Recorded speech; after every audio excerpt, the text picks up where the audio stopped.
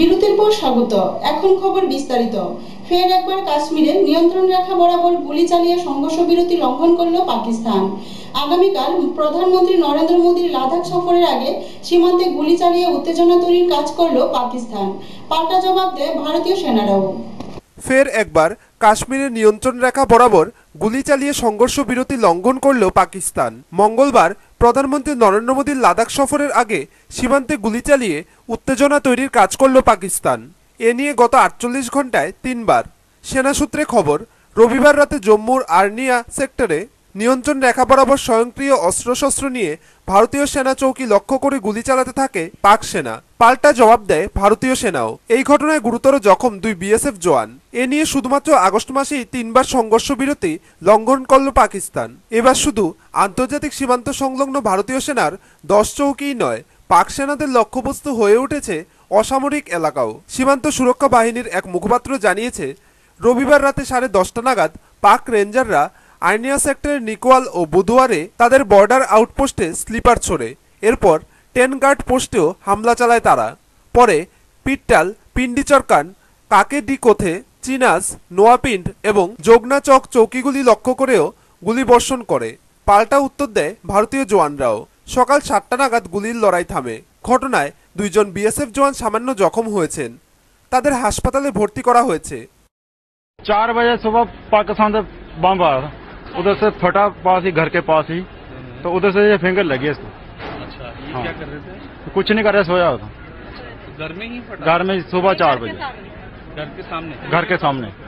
जब फायरिंग चालू हुई तो हम घर पे बैठे हुए थे, तो हमारे सामने एक पैलेस है, वहाँ बम स्फोट की वजह से तो पैलेस तो दहस नहस हो गया। और जब हम देख रहे थे तो देखने की वजह से एक बम और फटा और उसकी फिंगर जो मम्मी के आंख में चली गई। फायरिंग 11 बजे से चालू था। हाँ, पूरी रात चलता रहा। पूरी रात? हाँ, बड़े गोले भी गिरे? हाँ, बड़े ही गिरे हैं, छोटे नहीं गिरे। উল্লেখ্য, মঙ্গলবার লাদাখ এলাকার লে ও কার্গিল জেলা সফরে আসবেন প্রধানমন্ত্রী। কার্গিলে মোদি একটি বিদ্যুৎ প্রকল্পের উদ্বোধন করবেন। এরপর তিনি লেতে সেনাদের উদ্দেশ্যে ভাষণ দেবেন। ব্যুরো রিপোর্ট, খবর ত্রিপুরা। মন্দাদরী নদীতে জলস্তর বেড়ে যাওয়ায় উড়িষ্যা বন্যায় এখনো পর্যন্ত 45 জনের মৃত্যু হয়েছে। জলবন্দী রয়েছেন 4,80,000 মানুষ। জলমগ্ন হয়েছে উড়িষ্যার 460 গ্রাম। মন্দাদরী নদীতে জলস্তর বেড়ে যাওয়ায় নতুন করে প্লাবিত হয়েছে বেশ কিছু গ্রাম। উড়িষ্যা বন্যায় এখনো পর্যন্ত 45 জনের মৃত্যু হয়েছে। জলবন্দী রয়েছেন 4.8 লক্ষ মানুষ। জলমগ্ন হয়েছে উড়িষ্যার 460 গ্রাম। বন্যার প্রভাব পড়েছে 32 লক্ষ মানুষের জনজীবনে। ডেপুটি রিলিফ কমিশনার প্রভাত রঞ্জন মহাপাত্র জানিয়েছেন, মহানদীর বদ্বীপ অঞ্চল সবথেকে বেশি প্রভাবিত হয়েছে। দেশের উত্তর পূর্বাঞ্চলের রাজ্যগুলির বন্যা পরিস্থিতির কোনো উন্নতি হচ্ছে না। উড়িষ্যায় বিপদসীমার উপর দিয়ে বইছে মহানদী। জোর কদমে চলছে ত্রাণ ও উদ্ধার কাজ। প্রবল বৃষ্টিতে বিপর্যস্ত জয়পুর, আজমের, বুধপুর, উদয়পুর সহ রাজস্থানের বিস্তীর্ণ এলাকা। মৃত্যু হয়েছে 4 জনের। টানা বৃষ্টিতে ধস নামে হিমাচল প্রদেশ ও উত্তর পূর্বাঞ্চলের কিছু জায়গায়। ব্যুরো রিপোর্ট, খবর ত্রিপুরা। বিচ্ছেদের বছর কুড়ি পর ফের এক মঞ্চে দেখা মিলল লালু নীতিশের। সোমবার বিহারের 2 মহারথী নীতিশ লালুর হাজিপুর ও মোহাদিনগরে যৌথ সভা করেন। আগামী সপ্তাহেও একই সঙ্গে প্রচার কার্য চালাবেন তারা। বিচ্ছেদের বছর কুড়ি পর ফের এক মঞ্চে দেখা মিলল লালু নীতিশের। সোমবার হাজিপুরে বিহারের আসন্ন উপনির্বাচনের প্রচারে মঞ্চ ভাগ করে নিলেন রাষ্ট্রীয় জনতা দলের প্রধান লালু প্রসাদ যাদব ও জনতা দল ইউনাইটেডের নেতা নীতিশ কুমার। সব বিতর্কের অবসান। বিহারের 2 মহারথী সত্যি রাজনৈতিক বৈরিতা ভুলে একসঙ্গে প্রচারে নামবেন কিনা তা নিয়ে সপ্তাহভর জল্পনা কল্পনা চলছে। আজ সব জল্পনাতেই দাড়ি বসালেন লালু নীতিশ। আজ নীতিশ লালু হাজিপুর ও মোহাদিনগরে যৌথ সভা করেন।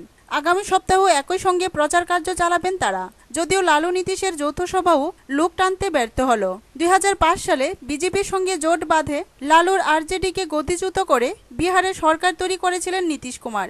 আগামী 21 আগস্ট বিহারে উপনির্বাচনের জন্য জোট বেঁধেছে কংগ্রেস, আরজেডি ও জেডিইউ।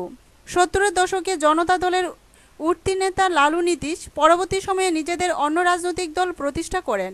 লোকসভা নির্বাচনে বিহার জুড়ে বিজেপির অভাবনীয় ফলাফল শেষ পর্যন্ত কাছাকাছি নিয়ে এলো লালু নীতিশকে। বিধানসভাতেও যাতে লোকসভা নির্বাচনের ফলাফলের পুনরাবৃত্তি না ঘটে তার জন্যই কোমর বেঁধে নেমেছেন নীতিশ। ব্যুরো রিপোর্ট, খবর ত্রিপুরা। আবারও নিয়ে নিচ্ছে ছোট্ট বিজ্ঞাপন বিরতি, সঙ্গে থাকুন। বিজ্ঞাপন বিরতির পর আবারও স্বাগত। 15 আগস্ট স্বাধীনতা দিবসকে সামনে রেখে ত্রিপুরা নিরাপত্তা বাহিনীদের তৎপরতা শুরু হয়ে গিয়েছে। রাজধানী আগরতলার বাজার, bus stand, rail station, office সহ ব্যস্ততম সকল জায়গায় তল্লাশি অভিযান চালাচ্ছে পুলিশ ও নিরাপত্তা বাহিনীর জওয়ানরা। প্রতি বছরের ন্যায় এবছরও 15 আগস্ট স্বাধীনতা দিবসকে সামনে রেখে ত্রিপুরার নিরাপত্তা বাহিনীদের তৎপরতা শুরু হয়ে গিয়েছে। তাদের তৎপরতার অঙ্গ হিসেবে রাজধানী আগরতলার বাজার, bus stand, rail station, office সহ ব্যস্ততম সকল জায়গায় তল্লাশি অভিযান চালাচ্ছে পুলিশ সহ নিরাপত্তা বাহিনীর জওয়ানরা। শুধু রাজধানী ও তার আশেপাশের এলাকায় তল্লাশি চালিয়েই তাদের দায়িত্ব শেষ করছে এমনটাই নয়, রাজধানীতে প্রবেশকারী প্রতিটি রাস্তার গাড়ি, এমনকি রেল লাইনেও জোরদার তল্লাশি চালাচ্ছে নিরাপত্তা বাহিনী। অন্যান্য বছরের চেয়ে এবছর নিরাপত্তা বাহিনীর একটু বেশি তৎপরতা, কেননা কিছুদিন আগেই রাজধানী থেকে আসাম রাইফেলসের হাতে ধরা পড়েছে 2 কট্টর NLFT জঙ্গি সদস্য। তাই রাজ্য পুলিশ সহ নিরাপত্তার দায়িত্বে থাকা জওয়ানরা কোনো ঝুঁকি নিতে চাইছে না। এমনিতেই প্রতি বছর স্বাধীনতা দিবস ও প্রজাতন্ত্র দিবস এলে জঙ্গিরা কিছুটা তৎপর হয়ে ওঠে। রাজধানী আগরতলার পাশাপাশি এবছর রাজ্যের অন্যান্য মহকুমাগুলিতেও জোরদার তল্লাশি চালাচ্ছে, এই সকল উগ্রবাদীরা যাতে কোনো ধরনের নাশকতা চালাতে না পারে তার জন্য। ব্যুরো রিপোর্ট, খবর ত্রিপুরা। বড়সড় দুর্ঘটনার হাত থেকে রক্ষা পেল 5টি জীবন। সোনামুড়া সংহতি সেতুর রিলিং ভেঙে দুর্ঘটনার কবলে পড়ে TR01S 1633 নম্বরের একটি ইট বোঝাই টিপার গাড়ি। এতে গাড়িতে থাকা 5 জন অল্প বিস্তর আহত হয়। বড়সড় দুর্ঘটনার হাত থেকে রক্ষা পেল 5টি জীবন। ঘটনা সোনামুড়া সংহতি ব্রিজে। জানা যায় সোমবার সকাল 9:30 নাগাদ TR01S 1633 নম্বরের একটি ইট বোঝাই ট্রিপার গাড়ি সোনামুড়ার দিকে আসছিল। সোনামুড়া সংহতি সেতু পেরোবার সময় গাড়িটি ব্রেক কষাতে সেতুর রিলিং ভেঙে নিচে পড়ে যায় ইট বোঝাই লরিটি। এতে গাড়ির চালক সহ 5 জন শ্রমিক অল্পেতে প্রাণে বেঁচে যায়, তারা অল্প বিস্তর আহত হয়। গাড়িতে থাকা শ্রমিকরা হলো চালক আবুল হাশেম, দীনেশ ওরাং, রঞ্জিত ওরাং, শাইনি ওরাং এবং মনোজিৎ ওরাং। 7 সকালে এই দুর্ঘটনার শব্দে ছুটে যায় আশপাশের লোকজন। ঘটনার খবর পেয়ে ছুটে যায় সোনামুড়া থানার পুলিশ। এদিকে এলাকাবাসী সহ যান চালকদের অভিযোগ, প্রায় 20 বছর পুরনো সোনামুড়া সংহতি সেতুটি সংস্কারের কোনো উদ্যোগই নিচ্ছে না কর্তৃপক্ষ, যার ফলে এটি সংস্কারের অভাবে ভুগছে। সামান্য বৃষ্টিতেই জল জমে থাকে সেতুর ওপরে। সেতুটির বিভিন্ন অংশে কার্পেটিং নষ্ট হয়ে গর্তের সৃষ্টি হয়েছে, আর এর ফলে যে কোনো সময় ঘটতে পারে বড় ধরনের দুর্ঘটনা, যার জ্বলন্ত প্রমাণ আজকের এই ঘটনা।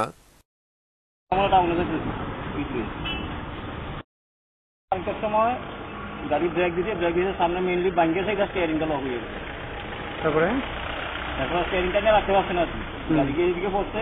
লেবারও ছিল চারজন, আর ড্রাইভারও ছিল, কেউ বেতনটা পাইছে না। আবার তারপরে গিয়ে আমার গাড়িটা ইচ্ছা নষ্ট হয়েছে।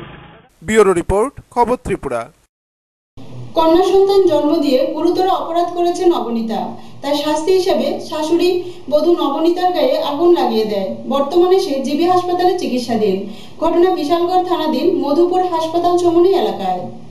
একমাত্র অন্যায় কন্যা সন্তান জন্ম দেওয়াতে শাশুড়ি বধূর গায়ে কেরোসিন ঢেলে আগুন লাগিয়ে মারার চেষ্টা করে। অবশেষে এলাকার জনগণের সহায়তায় বাঁচাতে পারলেও বর্তমানে জীবিতে মৃত্যুর সাথে লড়াই করছে ওই গৃহবধূ। গৃহবধূর বাড়ির পক্ষ থেকে স্বামী, শাশুড়ি ও শ্বশুরের নামে থানায় মামলা দায়ের করে। এ নিয়ে এলাকায় চাঞ্চল্য দেখা দিয়েছে।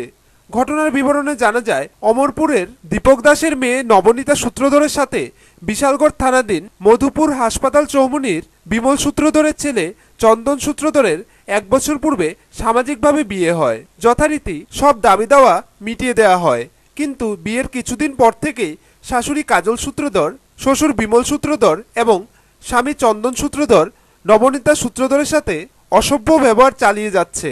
তাদের বক্তব্য ছিল, বিয়ের সময় যা যৌতুক দেওয়া হয়েছিল তা তাদের মনোপুত হয়নি, আরও দিতে হবে। এদিকে মেয়ের বাবা দিনমজুর, তাই কিছু দিতে পারেনি। অবশেষে মাসখানেক পূর্বে নবনীতা সূত্রধর একটি কন্যা সন্তানের জন্ম দেয়। তা থেকে তাদের মধ্যে আগুন আরও বেড়ে যায়। এমনকি বাচ্চা জন্ম দেওয়ার সময়ও নবনীতার কোনো খবর রাখেনি, বাবার বাড়িতে পাঠিয়ে দেয়। মাত্র কয়েকদিন হলো স্বামীর বাড়িতে ছোট শিশুকন্যাকে নিয়ে আসে এবং আসার পরেই তার উপর চলে নির্যাতন। এরপরেও তার শরীরে 2 বার আগুন এবং ভাতের মার দিয়ে দেয়। স্বামী কিছুই করতে সাহস পায়নি, এমনকি মারধর করে বলে অভিযোগ। অবশেষে বুধবার দুপুর 12টা নাগাদ বাড়ির সকলের অনুপস্থিতিতে ঘরের ভেতরে কেরোসিন ঢেলে কাপড়ের মধ্যে আগুন লাগিয়ে দেয়। তার চিৎকারে পাড়ার জনগণ এগিয়ে এসে কোনো রকম করে প্রথমে মধুপুর হাসপাতালে, পরে গুরুতর হওয়ায় জীবিতে পাঠিয়ে দেয়। তার পেট এবং পা ও হাতের অধিকাংশ অংশ পুড়ে যায়। অবশেষে মেয়ের বাড়ির পক্ষ থেকে 3 জনের নামে কমলাসাগর ফাঁড়িতে মামলা করা হয়। গ্রেপ্তার করা হয় শাশুড়ি ও স্বামীকে। এ নিয়ে এলাকায় চাঞ্চল্য দেখা দিয়েছে। কে লাগাইছে? মা। শাশুড়ি নাকি? কে লাগাইছে? একদিন কয়েকবার মা আমার মাটির ভিতরে হাত সুপা দিয়ে দিচ্ছে, 2 দিন আগুন দিয়ে দিচ্ছে আমার গাও। আপনার সামনে কিছু কিছু নেই বলে? আমি কইছি তো, আমি বলে সহ্য করে থাকতাম। কোন জাতের আগুন লাগাইছে? শরীরের মধ্যে নাকি? আগে শুনছিলাম যে এমন পেনের উপর অত্যাচার করতো, একটু টুকটাক মহিলার হাতেও ফ্যান না মার না কি জানি ঢেলে দিছে, এমন একটু শুনছি আর কি পাড়া প্রতিবেশী হিসেবে। কারণটা কি জানো? কারণটা এটা তো আমি একটু দূরে আছি বাড়ি, যারা পাশের বাড়ি আছে তারা বুঝতে পারবো ঠিকভাবে। আমি একটু দূরে এসেছি, হাসপাতাল শুনলাম মনে মহিলাকে কেরোসিন তেল আগুন লেগে দিছে। ব্যুরো রিপোর্ট, খবর ত্রিপুরা। কমলপুর অপরেশকর গ্রামের 3টি পাড়াকে এডিসি মুক্ত করার দাবিতে এসডিএম এর উদ্দেশ্যে হালাহালি তহসিল কাছাড়িতে এক ডেপুটেশনে মিলিত হয় গ্রামবাসীরা। 2001 সালে প্রথম দাবি উঠেছিল অপরেশকর গ্রামের রামমানিকপাড়া, রামসাধুপাড়া ও রামবাসী পাড়াকে এডিসি মুক্ত করা হোক। কেননা সংখ্যাতত্ত্বের বিচারে অপরেশকর গ্রামেই এই 3টি পাড়া এডিসিতে অন্তর্ভুক্ত করাটা ছিল সম্পূর্ণ বেমানান, আইন বিরোধী। উদাহরণস্বরূপ বলা যায়, বিতর্কিত 3টি পাড়ার লোকসংখ্যা 1400, যার মধ্যে 1200-র বেশি লোক অনুপজাতি। কেবলমাত্র 22 পরিবারের 150 জন লোক উপজাতি। আন্দোলনকারীদের পক্ষ থেকে সুভাষচন্দ্র দেব, বিশ্বমোহন ভট্টাচার্য, বিধুভূষণ দেব, সুশীল দেব অভিযোগ করেন মুষ্টিমেয় স্বল্প সংখ্যক উপজাতির স্বার্থে বিশাল সংখ্যক মানুষের স্বার্থ নষ্ট হচ্ছে। গ্রামের মানুষ নির্যাতিত, লাঞ্ছিত, সরকারি কোনো কাজকর্ম নেই। এডিসির মধ্যে বাঙালি অকেজো, জমির বন্দোবস্ত নেই। তাই আমরা গ্রামবাসীরা আজ বিক্ষোভ মিছিল করি, এসডিএম এর উদ্দেশ্যে তহসিলে ডেপুটেশন দেই।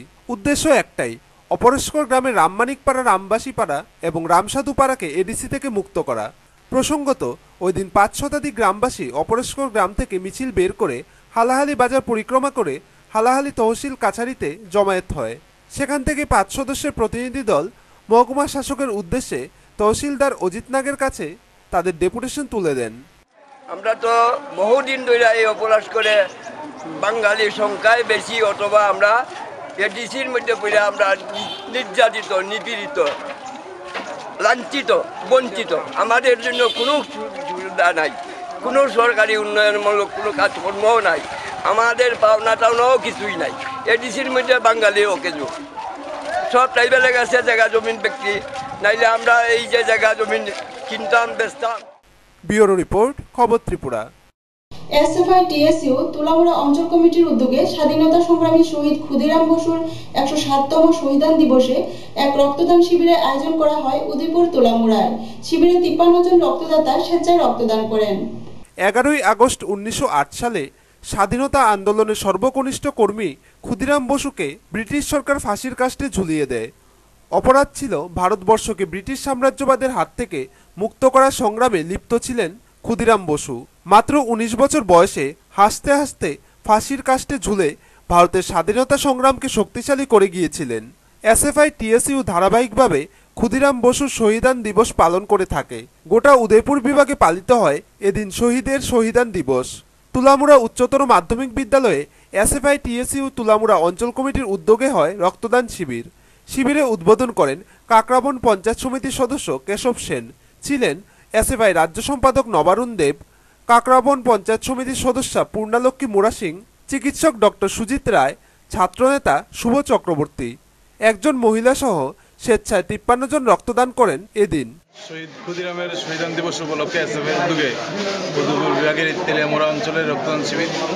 এরকম শহীদদের প্রতি শ্রদ্ধা জানানোর প্রশ্ন এবং শপথ গ্রহণ করা যে এরকম দেশের স্বাধীনতার জন্য লড়াই করতে, ইংরেজদের বিরুদ্ধে লড়াই করতে গিয়ে ছাত্র অবস্থায় 17 বছর বয়সে ক্ষুদিরাম শহীদের মৃত্যুবরণ করেছিলেন।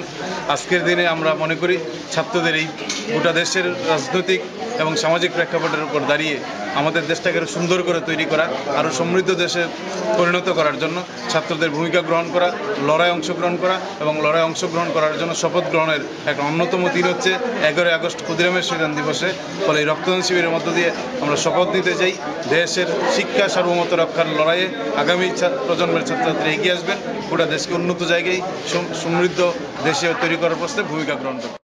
ব্যুরো রিপোর্ট, খবর ত্রিপুরা। ম্যালেরিয়ার প্রকোপে মৃত্যুর সংখ্যা বেড়েই চলছে, তাই বিশালগড় মহকুমার কমলাসাগর বিধানসভার উপজাতি এলাকাগুলির মধ্যে স্বাস্থ্য শিবির ও বিনামূল্যে ওষুধ প্রদান করা হচ্ছে ডক্টর নীলাঞ্জনা চন্দ্রের সহায়তায়। সারা রাজ্যে উপজাতি এলাকার মধ্যে বিশেষ করে ম্যালেরিয়া রোগের প্রাদুর্ভাব লক্ষ্য করা যাচ্ছে, যার ফলে নিত্যদিন এই রোগের ফলে মৃত্যু বেড়েই চলেছে। বিশালগড় মহকুমার উপজাতি এলাকাগুলির মধ্যে যাতে এই রোগ প্রভাব বিস্তার করতে না পারে তার জন্য প্রতিনিয়ত কমলাসাগর বিধানসভার উপজাতি এলাকাগুলির মধ্যে স্বাস্থ্য শিবির অব্যাহত রেখেছে। শুক্রবার কোনাবন সনাতন চৌধুরী পাড়ায় উপজাতি এলাকা বলে পরিচিত 200 উপজাতি জনগণের মধ্যে বিনামূল্যে স্বাস্থ্য শিবির অনুষ্ঠিত হয়। এই এলাকার মধ্যে 100% জনগণই উপজাতি সম্প্রদায়ের, যার ফলে বিনামূল্যে স্বাস্থ্য শিবির করা হয়। মধুপুর হোমিওপ্যাথি সেন্টারের ডক্টর নীলাঞ্জিতা চন্দ্র সহায়তায় বিশেষ শিবির করা হয়। উপজাতি অংশের জনগণকে সচেতন করতে বাড়ি থেকে এনে বিনামূল্যে চিকিৎসা করে ঔষধ বিতরণ করা হয়। ডক্টর নীলাঞ্জিতা চন্দ্র জানান,